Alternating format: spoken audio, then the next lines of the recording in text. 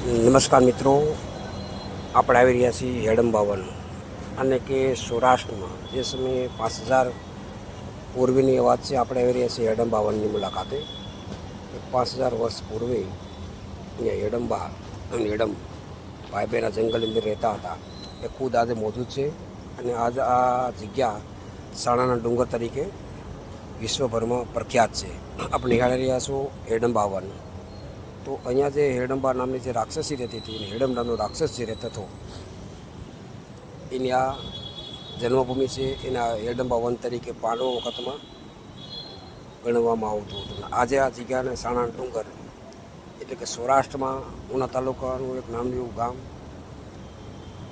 અને જિલ્લો ગીર સોમનાથ, ગુજરાત, ભારત. આપ જોઈ રહ્યા છો ડુંગરાળ પ્રદેશની અંદર પણ સરસ મજાના ગુફા છે. આપ નિહાળી રહ્યા છો આરપાર કુદરતી સૌંદર્ય તમે જોઈ રહ્યા છો કે આ એકદમ પથ્થરના ડુંગરા છે, એની વચ્ચે આ ગુફા આવેલી છે. સૂર્યનું નજીવા કિરણ પછી આ ગુફામાં પડી રહ્યા છે. આકર્ષિક કેન્દ્ર છે. ગુફાને પણ સુશોભન એવી રીતે છે કે સારી બાજુ હવા ઉદાસ માટે પોતે સુશોભન કરવા માટે સારી બાજુ આ ગુફાની અંદર સરસ મજાના મૂકેલા છે. તમે જોઈ રહ્યા છો સરસ મજાના. અહીંયા દૂર દૂરથી લોકો જેના વનમાં કે આજના તારીખમાં સાણાના ડુંગર તરીકે પ્રખ્યાત છે તો નિહાળવા માટે પધારી રહ્યા છે. તો એકવાર અવશ્ય હેડમ્બાવનની મુલાકાત કરજો. એ આ કોઈ કાલ્પનિક નથી.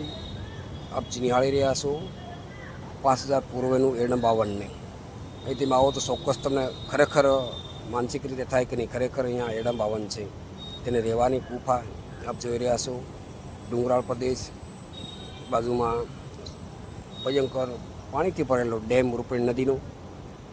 આ જગ્યા સણાથી ડુંગરથી નાંદીવેલાના ડુંગર સુધી હેડમ્બાવન તરીકે મહાભારતમાં પ્રખ્યાત છે. તમે જોયું હશે, નાંદીવેલા ડુંગર પણ નામ આપ્યું હશે અને આ સાણા વાક્યાના ડુંગર પણ તમે જોયું હશે. તો આ હેડમ્બાવન તરીકે જ્યારે ઓળખવામાં આવતું હતું. આપણે નિહાળી રહ્યા છીએ આજની તારીખમાં સાણાના ડુંગર. પ્રાચીન જગ્યા છે હેડમ્બાવનની. અહીં દૂર દૂરથી લોકો પધારે છે આ ગુફાને જોવા માટે. ખરેખર આ કુદરતી છે. આપ જોઈ રહ્યા છો સરસ મજાની ગુફા. પથ્થરની અંદર આજે કેટલા વાવાઝોડા આવી ગયા છે 5000 પૂર્વે, છતાં આ જગ્યા પવિત્ર છે અને કશું જ થયું નથી. અને ખરેખર તમે નિહાળશો તો ખ્યાલ આવશે કે કઈ આપણે તો કાલ્પનિક કલ્પના પણ ના કરી શકીએ કે હકીકતે સીએ શું આવે. સરસ મજાનો આપણે નિહાળી રહ્યા છીએ હેડમ્બાવનની. આ ડુંગરા પ્રદેશ છે. આજની તારીખમાં અહીંયાના જે સ્થાનિક લોકો છે એને સુશોભન માટે અહીંયા આગળ રહેવા દૂરથી પધારેલા લોકો માનતા, અહીં પુતળાદારનું મંદિર છે એની માનતા આવે છે. સારમઠવાળી માતાજી છે એની પણ માનતાઓ હોય છે. તો અહીંયા જોઈ રહ્યા છો દૂરથી પધારેલા મહેમાન માટે રહેવાની સગવડતા છે. અહીંયા વાસણો પણ છે. તમે જે માનતા મળી તમારે રાંધવું પડે, બળતણ અહીંથી મળી રહેશે. એટલે ચોક્કસપણે તમે આવો તો 100% આ સારમઠવાળી આજની તારીખમાં તમે જોશો. આ હેડમ્બાવન જૂનાનું છે પણ આપણે નિહાળી છીએ સારમઠવાળી મંદિરની જગ્યા. એ સરસ મજાનો નજારો કુદરતી છે, તમે જોશો. એટલે ખરેખર આનંદમય પ્રાકૃતિક સૌંદર્ય, ડુંગરાળ પ્રદેશ, બાજુમાં ડેમ, આ કુદરતી વાતાવરણ અને નિખાલસપણે તેમ જોઈશો ડુંગરા. અને સરસ મજાનું અહીંયા આગળ એક હોલ બનાવવામાં આવ્યો છે કે મહેમાનો દૂરથી આવે તો આરામદાયક માટે આરામ કરી શકે અને રાંધી શકે એટલા વાસણો છે. એટલે પર્યટકો અહીંયા પણ એક સ્થાનિક માટે રોકાય છે. એ રાત્રિ રોકાવાની મનાય છે કારણ કે આ વન આજની તારીખમાં પણ ભયંકર છે અને સૂર્યાસ્ત થતાં જ અહીંયા જંગલી જાનવરોનો પહેરો લાગી જાય છે.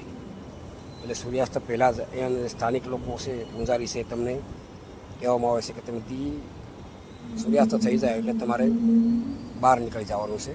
આ ડુંગરાળ પ્રદેશ છે, જોઈ રહ્યા છો. એટલે ખાસ નોંધ લેજો કે સૂર્યાસ્ત પહેલાં આ જગ્યા આપણે છોડવી પડશે.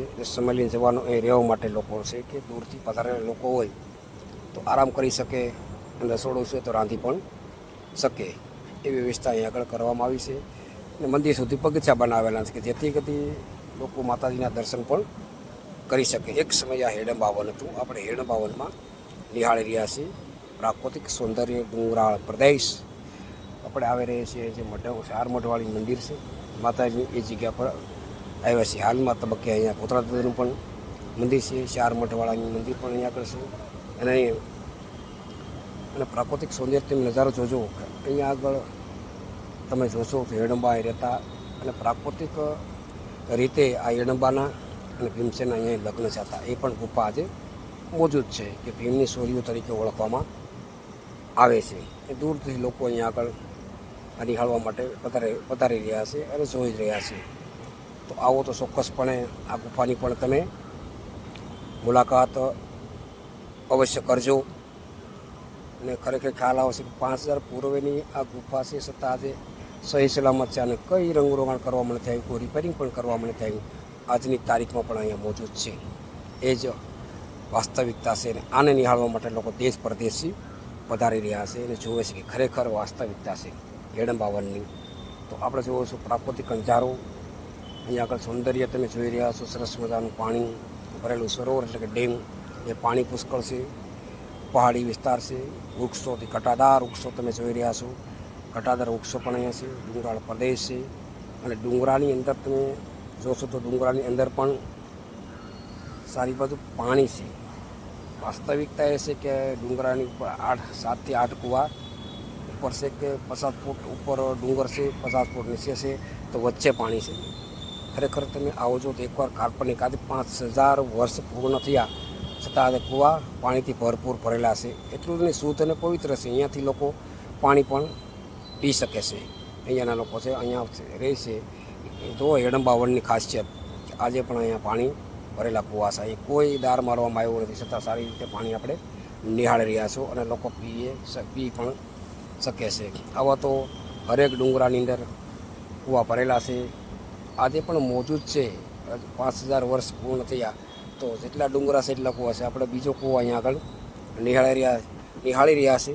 તો ચોક્કસપણે તમે આવો તો એકવાર હિડમ્બા વન, કે આજનું સાણા વાક્યા ડુંગર તરીકે પ્રખ્યાત છે, તેની એકવાર મુલાકાત તમે ચોક્કસપણે મિત્રો મારા કરજો. તો ખરેખર આપણને મહાભારત યાદ આવશે. ખરેખર વંદનીય છે આ જગ્યા, કે આજે પણ મોજૂદ છે. કે પથ્થરની અંદર ડુંગરાની અંદર આજે પણ સારા એવા મંડપ છે, સારી એવી જગ્યા છે, મહેલ પણ બનાવવામાં આવ્યા છે. આજની તારીખમાં પણ મોજૂદ છે. જય ભારત.